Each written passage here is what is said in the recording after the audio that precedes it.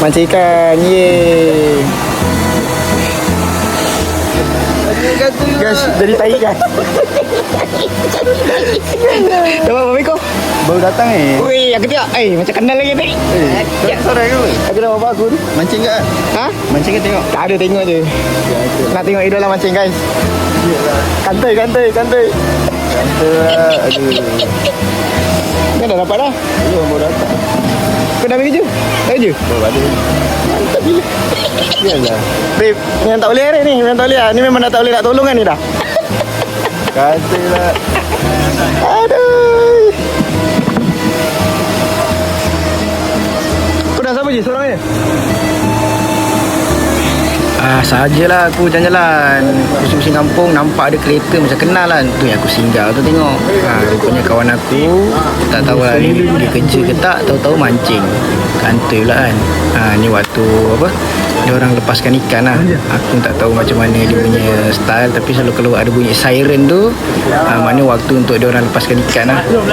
Ikan besar-besar juga tu.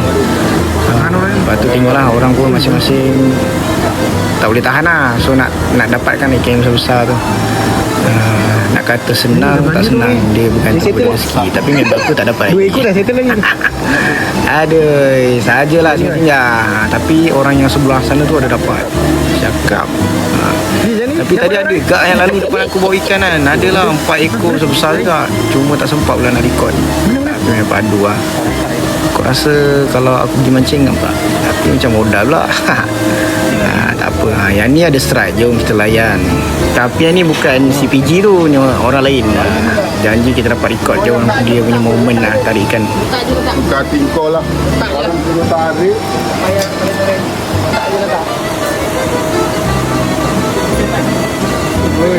Standby. Jadi tak ada bolong, relax je. Lawan Ada rezeki naik. Relax. Dah dapat mancing. Kena itu tak banyak. Tapi dengan tepi je tak buat. Tepi baik. Mata wayang mak lagi. Ini buat ada 2. Ini takaran. Nampak guys, ini besar. Bapak besar ni. Macam ni. Tapi kan dapat jual lagi. Jepot lah ni. Ni king lah dapat lah. Ni kau boleh dapat je. Besar. Bagi strike ni.